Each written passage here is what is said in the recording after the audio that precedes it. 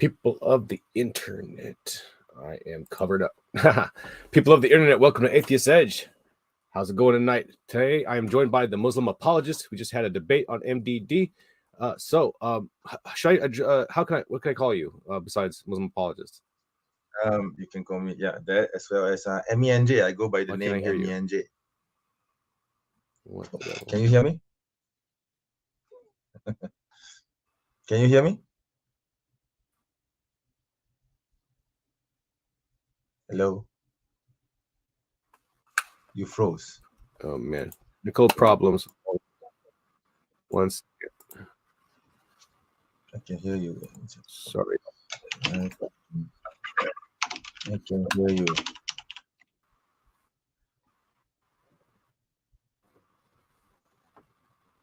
All right. Can you hear me now? Yeah, I can hear you loud and clear. Can you hear me? You can hear me? You still can't hear me?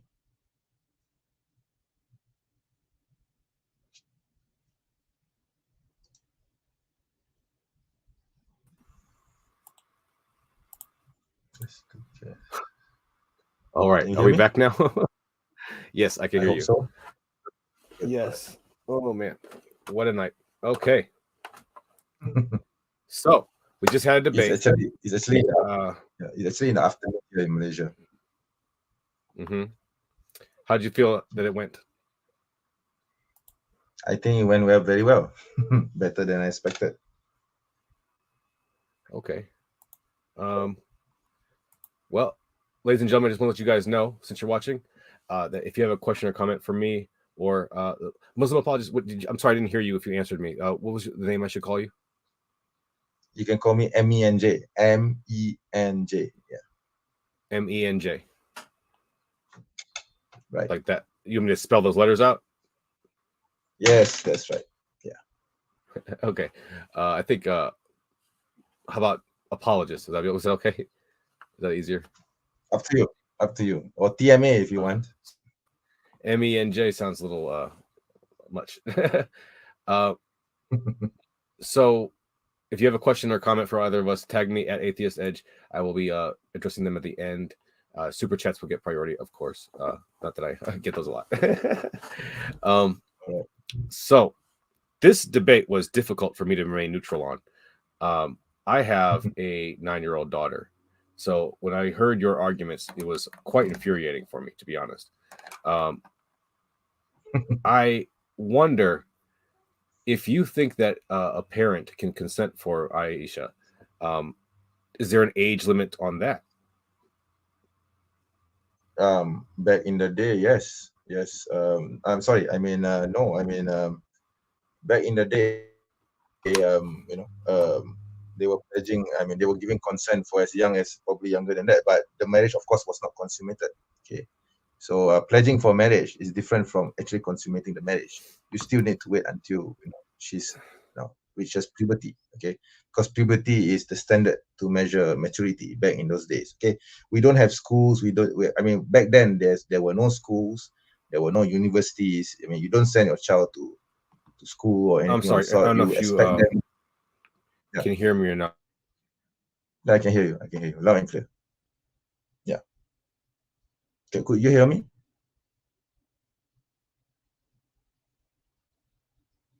I think you're freezing again.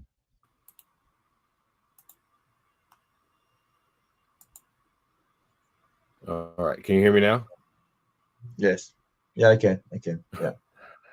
What a night. All right. Let's not get discouraged. I think that was my fault for being live on the Discord at the moment. So won't be doing that again, guys. Sorry. Could you repeat what you said? I'm so sorry. I couldn't hear you. It was chopping up so badly. So back then, I mean, you said that you have a 9-year-old daughter, right? I wouldn't suggest for her to get married now, of course not. Okay, that would be ridiculous. I mean, if I were to have a 9-year-old daughter now, obviously I'm not going to let her marry to an older man, right? Doesn't make any sense to do so. Okay, but I think this issue regarding young marriages, I think it should be viewed objectively, and you should take into consideration the mores of the time, the situation, And yeah, I mean, there are certain things that we enjoy now that did not exist back then. Okay, so if we look at this objectively, instead of just saying, oh, just because that person consummated a marriage when she was 9, so he's a pedophile. Okay, so instead of doing that, simply just that, you shouldn't base that on just emotion. You should actually look at it objectively, and like I said, don't use presentism to judge someone who did this 1,400 years ago. Okay.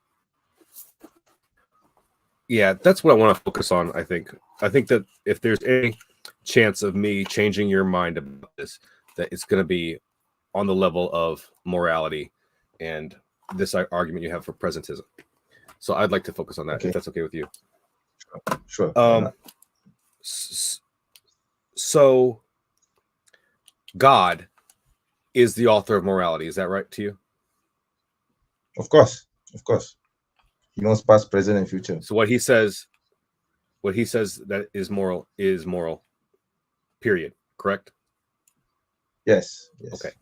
And God is timeless. That's correct too, right? Yes. He's beyond time. Yeah. Right. So he's not confined by time. Yeah. Right. So if God says at year 0 that we should not eat bacon, for instance, then it's always bad to eat bacon. But if he says it at year 230,000 or whatever, it still was always bad to eat bacon, right? Yes. Yeah, I would say so. Yeah. I mean, let's say, I if I understand you correctly, I would say, or if I would, you don't mind if I pass it a bit. I would say that, let's say in year 1 AD, I don't know, that's year 1 BCE or whatever. Okay, God says that it's okay for you to eat bacon. Then it's fine to eat bacon. Until, let's say, year 600 BCE, suddenly God says, no, you cannot eat bacon. Then you cannot eat bacon. It's that simple. So that is as straightforward as that. Yeah. If you get what I mean. Sure, I think so. God can add and subtract to his laws, supposedly, right? Yes, that's right. Depending on the human situation at the time, of course. Yeah. So how does that work? Because if the God in question is timeless, then he would know at all times whatever his moral stipulations are, and they would never change, right? That seems like if God changes, then he can't be timeless. Yeah, basically, it's not that God changes; it's that humans change. Okay, because humans behaving 1,400 years ago are going to behave very differently from humans behaving in the 21st century. Okay, so because of this, God knows what's going to happen in the present, past, present, and future. So that is why laws change according to the situation. And right. Yeah. So yeah. Right. Yeah. So that this is how the accommodation model, right? I don't know what you would call it. I mean, honestly, I have no understanding of these terms. I just explain it as how I understand as a Muslim, literally. Okay, I don't give terms and definitions to this understanding. Okay, so I wouldn't know. Okay, yeah, that's what I don't know if it's called the accommodation model. That's what I was calling it. I had a conversation with a Christian apologist named Dr. Rouser, who was presenting a something similar to that, I think, where God's law never changes, but people change, and therefore he accommodates his dictation to them based on their current understanding, right? Yeah. So I guess it this would was be a question that was brought up. Yeah. Sorry. I guess this argument would be similar will be simply done by Jews, Christians, and Muslims, okay? Because we all believe in the one true God. So we have a similar concept. So yeah, of course. At any given time, whatever God is telling you is at least incomplete, and at worst, something like disinformation. I wouldn't put it that way. I would say that let's say, like right now, slavery is not practiced, right? But if God were to command 1,400 years ago in Arabia that slavery is forbidden, okay, it will cause economic chaos, and basically it will destroy the social fabric, because the economic system then 1,400 years ago was based on slavery. So it would be stupid actually of God to say slavery is forbidden now. You cannot do slavery anymore. However, in from the Islamic perspective at least, okay, we do have rules where you actually need to manumit slaves if there are certain things you have done which are in contradiction to Islamic law. So in a way, Islam is actually discouraging slavery and eventually leading towards the end of slavery, but not in a sudden and instant manner, like for example, like what happened to the US, right? I mean, the Civil War, right? Where you have the North, the Union going to war against. It was very sudden, right? And I think that in the reconstruction period after that, it was very difficult for the southern states to rebuild itself. So yeah, so God being timeless and all-knowing, all-powerful, he would have known of this possibility. So that is why in Islam, slavery is not forbidden outright, but it is discouraged. And there are ways to actually manumit your slaves for reward from God. So that is why, in Islam, even we can accommodate both ways. We can either accept slavery or not practice slavery. It works both ways. Yeah. Okay, so this was something that was brought up in the debate. One of the super chats, I think, they asked about the bacon thing, and I want to go back to that, right? Because pork is completely outlawed by Islam, right? Yes, that's right. Okay, that's right. Now, if you contrast eating of pork to slavery, which do you think causes more harm? First of all, as a Muslim, we believe that whatever God commands, we obey without question. Okay, the Islamic edict is sami'na wa ata'na. Okay, we hear and obey. Okay? So whatever we because this is basically Islam is basically about faith, about belief in God. Okay, so we don't try to justify. That's the first point, right? We don't try to justify anything which God commands us to do. Okay, so we just believe because we are Muslims. That's number one. Number two, well, if you look at pork and benefits or non-benefits, or there are actually scientific evidence which says that pork is actually harmful to the body and can cause diseases, and a lot of harm can actually result from it. So to answer your question directly, I would say I don't know. It's very hard to say yes or no to this, because the first and primary directive is that we hear and obey. We believe in God, and any other reason that comes about it logically or scientifically comes after that fact. Okay, so let's say if we do not have the scientific evidence which says that pork is harmful, we're still going to obey God anyway because we believe in God. Yeah. It's an obligation to believe in God. Okay. But you've never spoken to God, right? Of course not. Yeah. Right. You have all of your information about God from a book written over 1,000 years ago by a man, a human being with no specific special powers. We believe that it was revealed by God to him 1,400 years ago. You believe that? Sure. Why? Yeah. What compels you to believe that he spoke to God? I mean, if I could write a book, I could spend the rest of my life writing a book, and then in 20 years from now, I'll come back to you and have the most beautiful, perfect, moral that you could ever dream of. It's not going to involve slavery or child brides at all whatsoever. It's going to be the best understanding that human beings have of what is good for us today, right? And I can attribute all of it to a God. I can tell you that God told me all of it. And I'll even go further than that, right?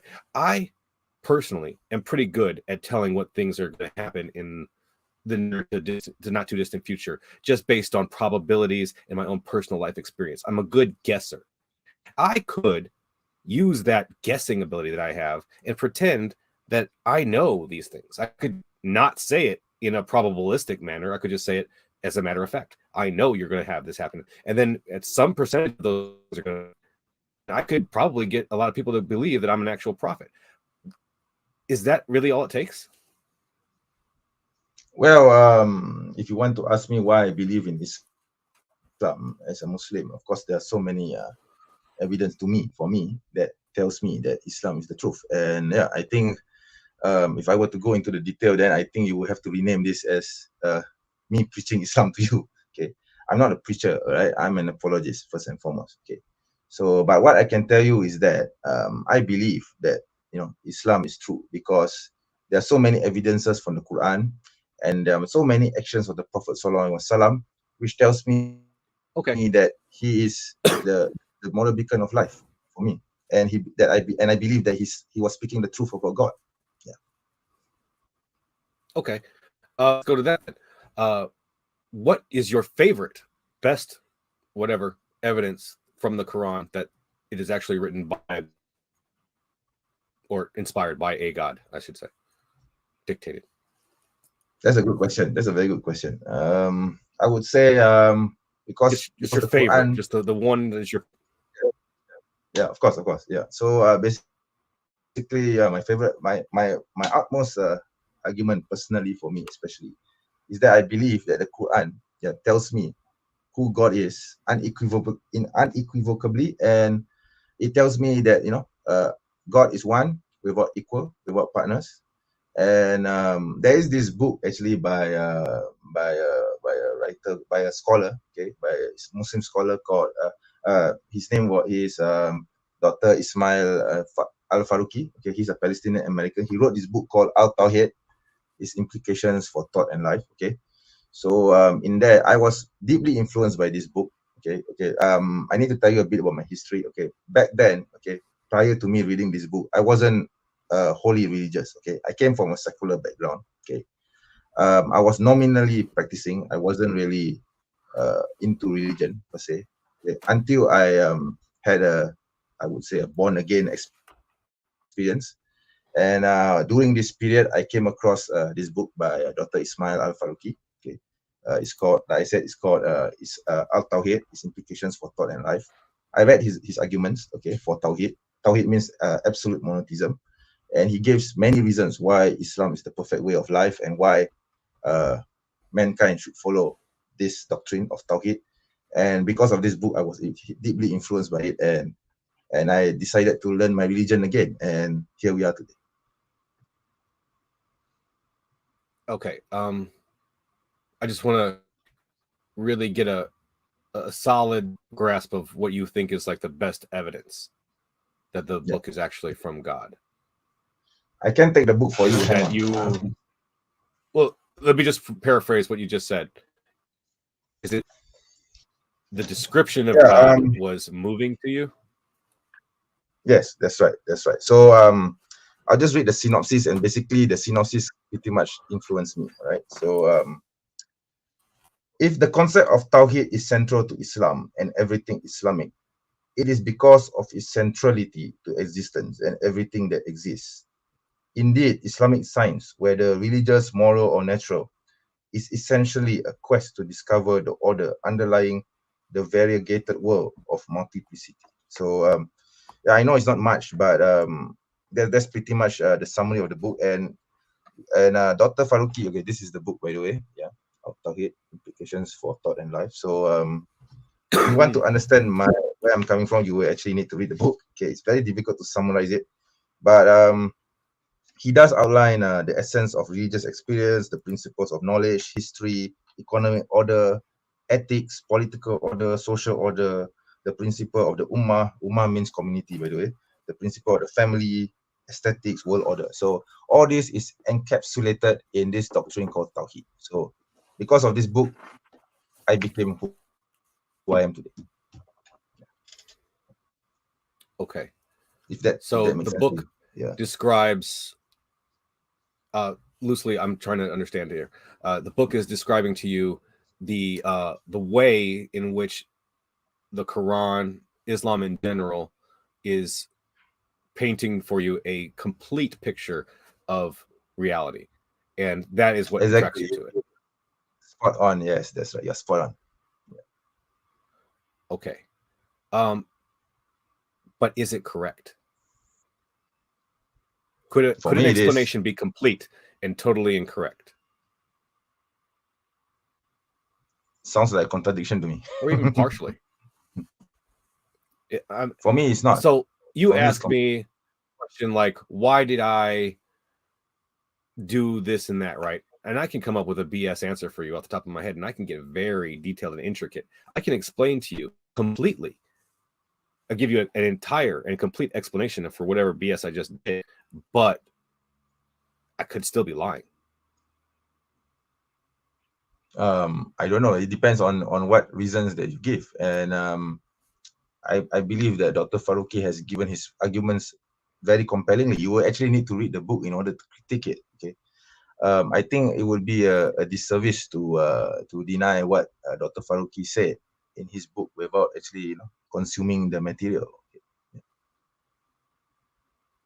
Sure. I'm wondering, is he making arguments in that book? Before I like to try to get an idea of what's in a book before I read it, because reading a book is quite a commitment, and there are so many books in the world that I got to prioritize.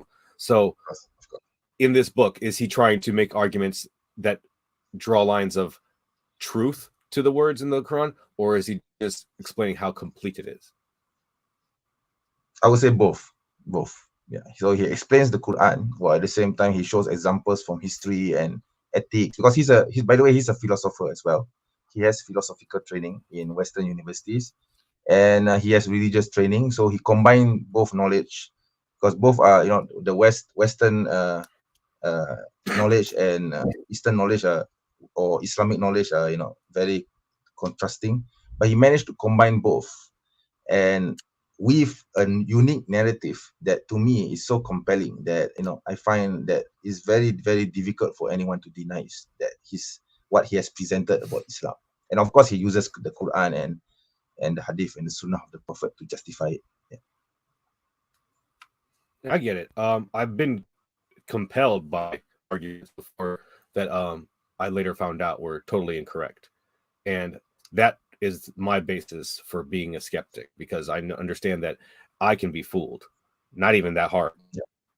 I'm not, a genius. I'm not some grand puzzle master or something.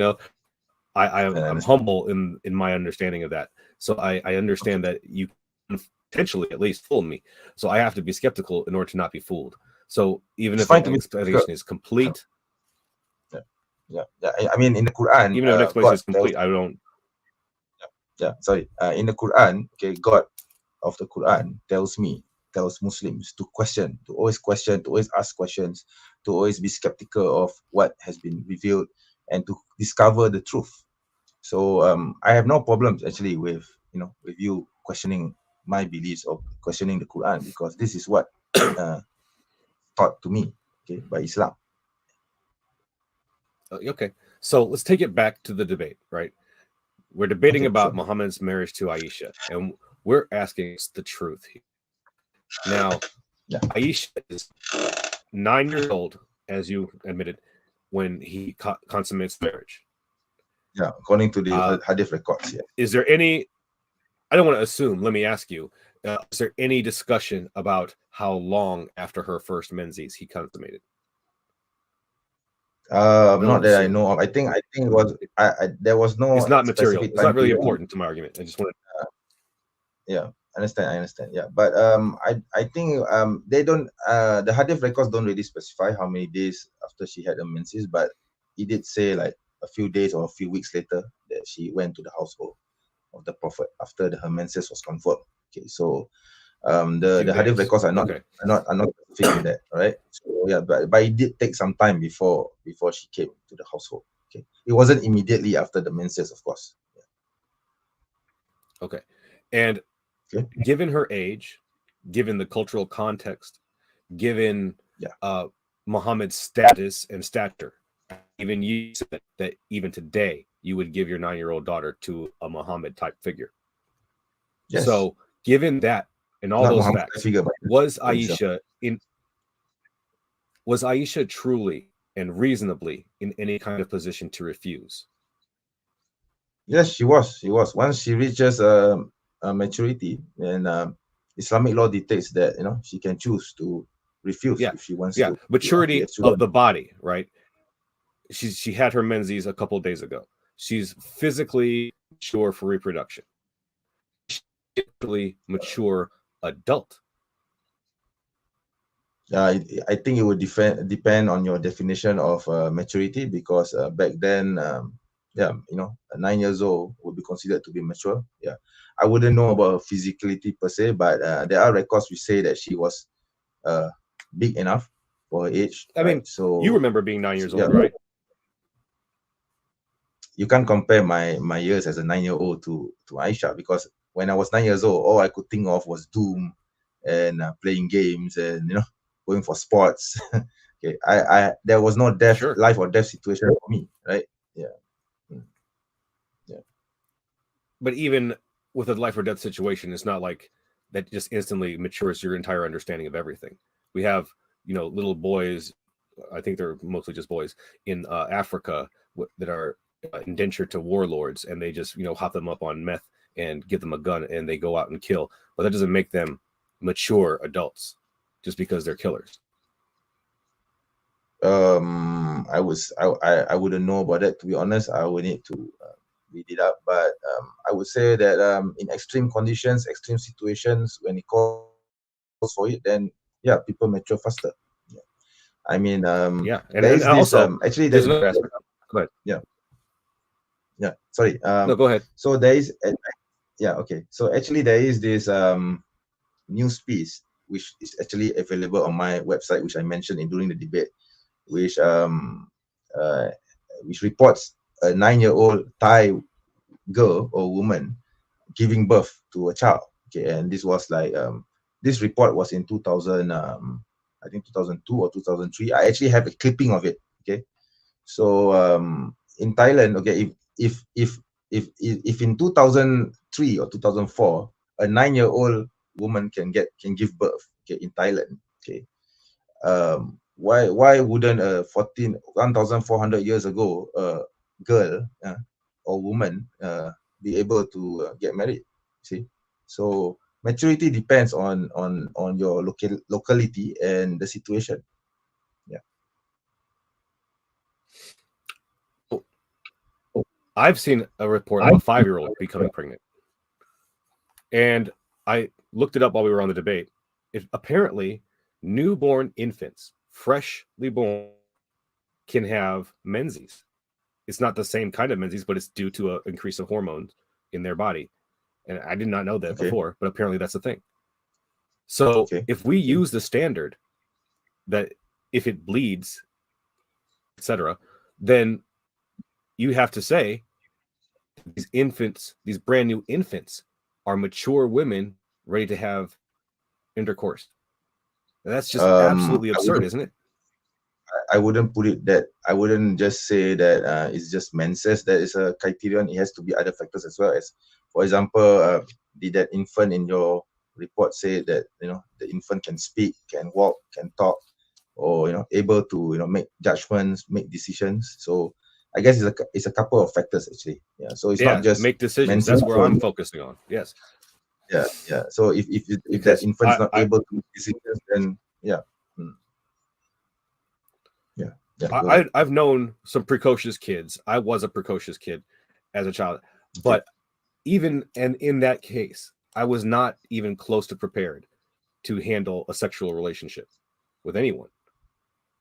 And I don't have anybody else's perspective to compare that to. I only have my own, so I'm stuck with that. Yeah. But yeah, this whole idea that a 9-year-old could be mature enough intellectually to make decisions about the rest of the life is so flatly absurd that it boggles the mind. It's like, how do we even begin to square those two things?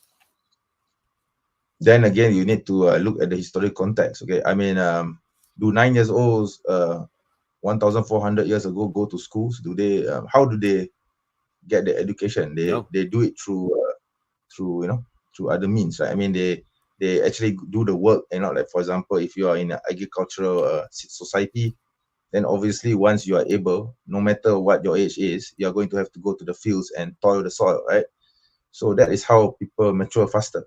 Okay, I mean, today you can't compare with today. Today people are not going to. I mean, obviously, I don't even trust my 11-year-old son to make judgments, okay, because okay, even though he's 11 years old, and because I don't believe that he's mature enough to make decisions, okay. But this is now, okay. 1,400 years ago, an 11-year-old, okay, would go to war, okay, preparing an army, and there are companions of the Prophet Sallallahu Alaihi Wasallam, who were 11 years old, 12 years old, 14 years old, leading an army, okay. So so what do you say to that? I mean, because you see, I doubt that there were any 11-year-olds leading the army. I highly doubt that. There were. Yeah, we have records of this. You'll have to show me something about that. I'd love to see that. Of course, I can do that. 11-year-olds leading the army. Yes, there is. Yeah, there are some companions who are. Even if you're able to condition a child to be used to war and violence, that doesn't make them a mature adult. It doesn't make them capable of making rational, good decisions, right? And even that example is undermining your point, because being a warrior, I'm a soldier. I was in the military, right? Fighting and killing does not make you mature, right? I went grown out men, and we kicked in doors and did, right? They're not mature men. They were doing the most ridiculous things. It has nothing to do with maturity to be killed. I think you can't compare modern warfare with warfare 1,400 years ago. They were riding horses, they were using blades, they were using shields. So I think warfare today is pales in comparison to medieval warfare, right? So I am a bit of a military enthusiast myself. I agree. So, yeah. I agree. The warfare back then was much worse, and it would be much harder to deal with. But that doesn't mean that it makes you mature. When I came back from Iraq, I was drinking every single night. I was getting blasted, and that was just to cope with what I saw. Yeah, sorry to hear that. So but that's not a mature thing to do. That's not a smart or wise thing to do. It's not a good way to cope, obviously, right? Right, that's right. So, that's right. But I've not seen the connection between being a warrior or having a hard life and being mature and making good decisions. It's very, very hard to explain this. Okay, so yeah, I mean, I understand where you're coming from, because you have been in war. Okay, so you know that being in war is nasty stuff, right? But that being said, okay, I would say that maybe I would say that a soldier, 1,400 years ago, would probably be more physically mature, more physically stronger, more physically adept than a soldier of today. Okay, no matter how old the soldier is today, because things were different. Okay, the tools were different, the methods were different. Yeah. I give you that they were more battle hardened, life hardened in general back then. But and they have to make, and that's another point. That's another point. They need to make quick decisions, because to fight, right? Because if they don't, in a split second they could die. So that will actually train them to be much more faster, mature, and logically more adept than a modern soldier of today, right? I mean, I will stipulate 100% that they were probably better killers, better farmers, better all those things. None of that speaks to the ability to make good decisions. In fact, the fact that they're creating a war, they're in a war, they're on conquests, they're moving from city to city and taking over. That shows that they're not really thinking about something grander than their own self-interests, which is a mark of immaturity, in my opinion. I don't know, but maybe we will have to agree to disagree on this, because my stance is going to be different than yours, right? Yeah. Okay. If we ever do have a conversation again, I really would like to an answer from that. Maybe you can point to me to a certain chapter or something, so I can see what you think is the best evidence that this book actually was written by God. Because if there's any doubt in your mind that this was by God, then you might hesitate before acting on it, especially when it comes to matters of taking someone's life or virginity. I would suggest that you read. First of all, just get this book, all right, and then you can skip to. I think you can skip to chapter 2. Okay, you don't have to read chapter 1. You don't have to read the rest. You just read chapter 2. Okay, yeah, chapter 2. 2. I would suggest chapter 2 and chapter 6. That's it. Yeah, chapter 2 and chapter 6. Yeah. No chance you can just quote to me what you think is the best right now. No chance. I believe in the whole book, and I'm afraid I can't summarize right now. I'm not thinking straight right now. So I will need to actually I haven't touched this book for like several weeks now. So if I want to summarize everything, I will need to reread again, and that's going to take a lot of time. Yeah, I don't want to take up your time. So I would just suggest that you just get the book. Yeah. So you believe that this book, the Quran, and was written by God, and so you're not going to budge on that, I guess. Yeah. I don't know what would convince you. Convince me of what? I've already tried to explore what evidence did convince you. What evidence would disconvince you? I mean, there's nothing in there that I'm just so disheartened, man.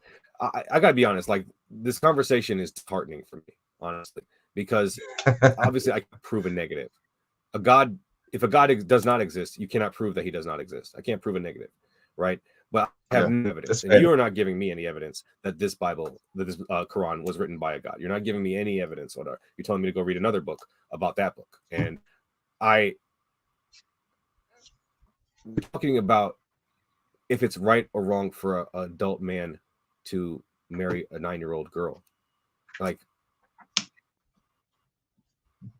it's just taking the heart out of it. Like, even if this God was, I wouldn't worship him, honestly. Like, I don't care what he says. Yeah. Like I mentioned, this argument from presentism does not invalidate Islam. Okay, so I've already mentioned this a lot in the debate. I don't know whether I should repeat it again, but I just summarize. So basically, the Prophet was a man. He's a gentleman. Thank you. Presentism, yeah. So basically, he's a man of his time. So he will follow the morals of his time. That doesn't make his actions, certain actions which we don't practice today, moral or immoral. Yeah. Sure. Muhammad was a man of his time. I give you that, but he was purportedly in direct communication with the creator of all things good. Yes, of course. If he's getting information from them, then anything that he says should be timeless. There should be no time aspect to anything that he's getting from God. Not necessarily so. Because in Islam we have this. By the way, the actions and the speech and the actions and speech of the Prophet, we call it the Sunnah, right? So there are two types of Sunnah. So there is the Sunnah which is religious, which is basically what Muslims need to adhere to and follow and adapt, okay, and use as a perfect example. And there is also the Sunnah of traditions, which the Prophet did, which was within the confines of his time. Like, for example, okay, let's not just refer to the marriage. Let's refer to other things as well. So cultural things as well. So the Prophet Sallallahu Alaihi Wasallam, he rode a camel. Okay, does that mean that Muslims are supposed to ride camels for the rest of their lives? Yeah, I don't think you would agree to that, right? So the Prophet has never flew, has never rode a plane. Does that mean that Muslims need to cannot ride planes? So there is a distinction in the Sunnah, in the actions of the Prophet and the speech of the Prophet, between what is religious, what is ordained, and what you can follow throughout the times. And there are also other things which you should use your judgment, and you should know that this is presentism if we use our standards against it. Okay, if you get what I mean. Yeah, it is presentism. It is presentism to judge people by the standards of today, but we're not judging people. We're judging the Prophet of God. That's the The difference. prophet is a person.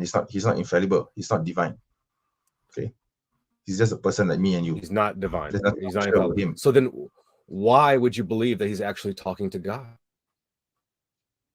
Because as I mentioned before, one of the main reasons is because of Tawhid by Dr. Ismail Faruqi, and and also there are many other reasons as well. But like I said, I don't want to preach here. Okay, it's not my intention to preach here, right?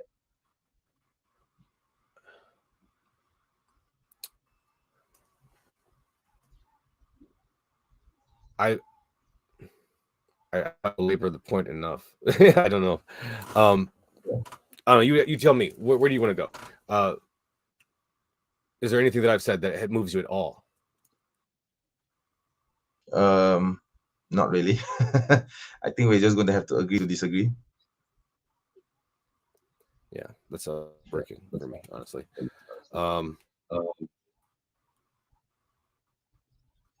Okay, well, I have a couple questions from the chat. Let's go ahead and get to those, shall we? Gigi, about that charge again. I'm not going to ask you because I know how you don't want to answer it, but does he want people think that you can defend yourself? Okay, yeah. Well, I'm going to skip that one, Gigi. I'm sorry, guys. I don't want to go into all that again. Already heard it. For what? So when Allah says the sun sets at night, when is it night on a global Earth? He's going to have to give me the context of the verse and so on, because I have no idea what he's talking about. I'm sorry. Okay. He also asks, why would he have kids? It's a great question.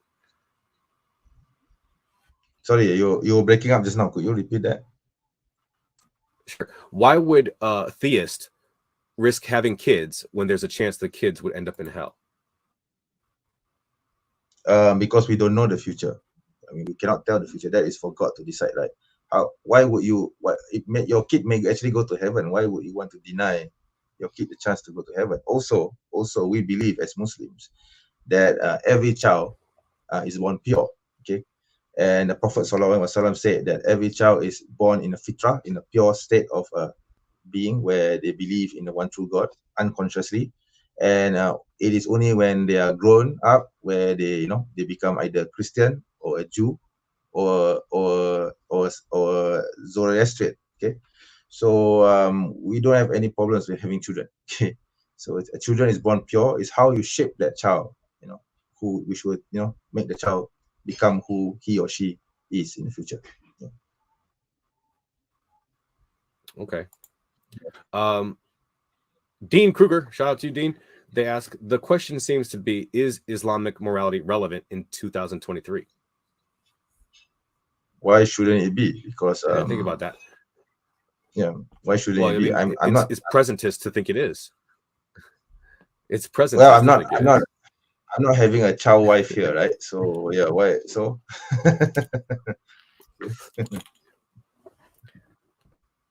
Yeah. Just for clarification, Islam is not okay with homosexuality, but marrying a child is okay as long as God ordained it. That's from Surgeon General. Shout out to you, Surgeon General.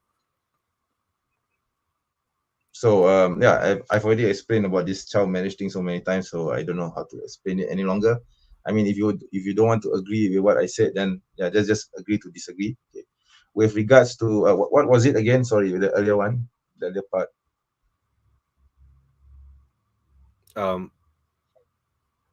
Yeah, he's asking that why Islam is okay with is not okay with homosexuality, but it is okay with marrying children. All right, so I'll talk about homosexuality, right? So because we believe, okay, as Muslims, our purpose on earth is to as a Khalifa, or basically in the Arabic term for Khalifa is vicegerent. Okay, so we are here on earth as protectors of the earth, and to populate the earth and to make sure that everything runs smoothly and to bring benefit to the world. Okay, and whatever deeds that you do on this earth, you will, when you die, there's an afterlife, and you will be judged for it. Okay, this is our purpose as Muslims. Okay, as vicegerents.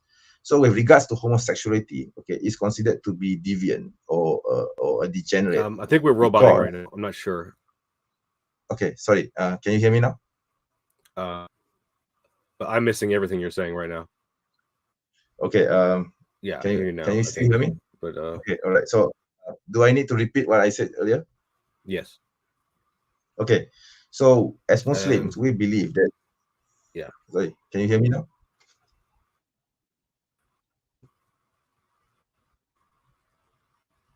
Yes. Go ahead. Hello. Okay. Sorry. Okay. Can you hear me? Anyway, yeah, I can hear you loud. Oh man, what a night! I guess your internet isn't working so well today, yeah.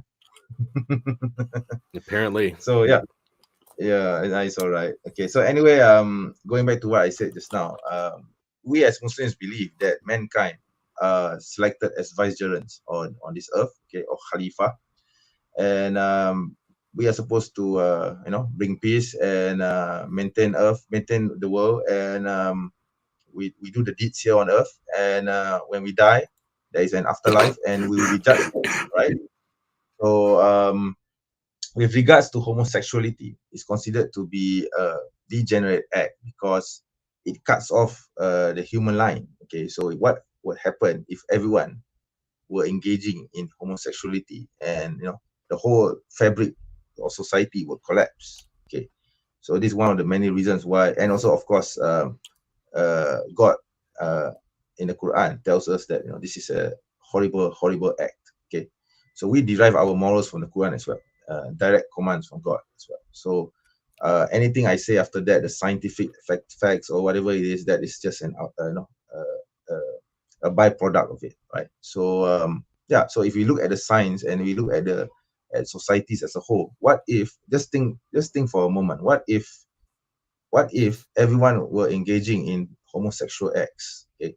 Man and man, woman and woman. So society will collapse, and the human bloodline or the human line cannot continue. So that's one of the reasons. Yeah. Okay. A question just occurred to me about what you said earlier, and I want to ask you: would you rather be a slave or have some? Sorry, you were breaking up. Could you repeat that? Would you rather be a slave or have some bacon? I'd rather be a slave. Really? Okay. Yes. That's your answer. Yes. You said it. Yes. All right. From Surgeon General, I already said that one. From what they asked, can 6-year-olds sign contracts in Muslim countries? Oh my God! I think this has been beaten too much. Okay, it's a dead horse, right? No, we don't believe. We don't allow 6 years old today to sign contracts. Okay, today. Okay. Back then, 1,400 years ago, even 40 years old don't sign contracts. Okay? So you can't compare modern standards with with what has happened in the past. Okay, I've repeated this so many times. Okay, I think that you said that the marriage contract, was signed by her parents. Oh, you mean marriage contract? I would say that puberty. Aisha's puberty. contract. Yeah. In this case, it wasn't signed. It was a verbal agreement. So verbal agreement is considered to be a contract. Okay. Yeah. Right, but the father gave her to Muhammad, right? It wasn't that she just left the family and went to Muhammad. Yeah, exactly. So the parents gave their consent. Okay, they were married, but when she reached puberty, she has a decision whether she wants to annul the contract or the marriage, basically, or to continue it and move in with the Prophet. She chose the latter. Yeah, she made a conscious decision, to go with the Prophet Sallallahu Alaihi Wasallam. So yeah, there you go. And what happens to her if she leaves? She can just tell him that she's unhappy with the marriage and she wants to leave. Yeah, and she will be given that. She will be granted that. And then she can get remarried. She can get remarried to whoever she chooses.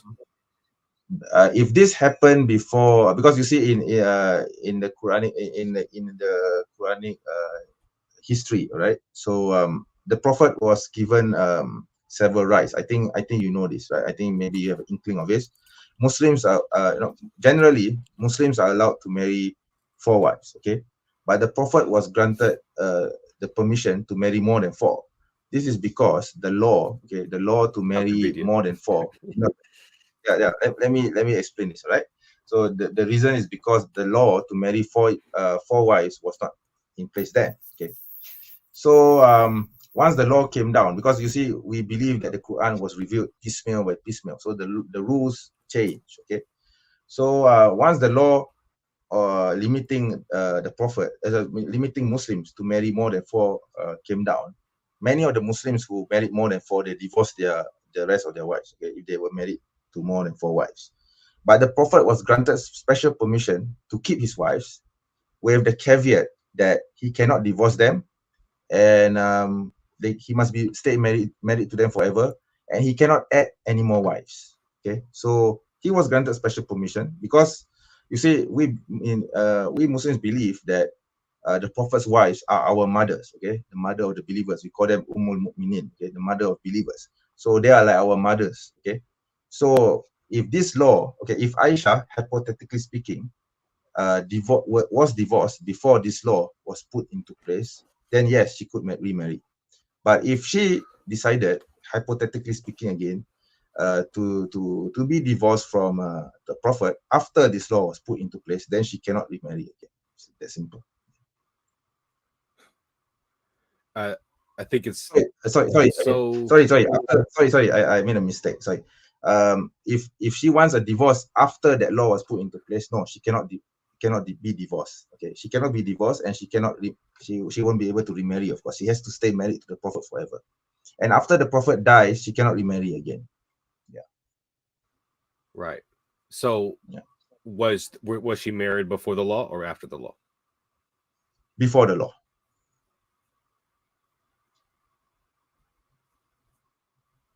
She was married to him before the law. Yes, before the law. Well, I suppose that's a little bit better. Not much, but I guess. Yeah.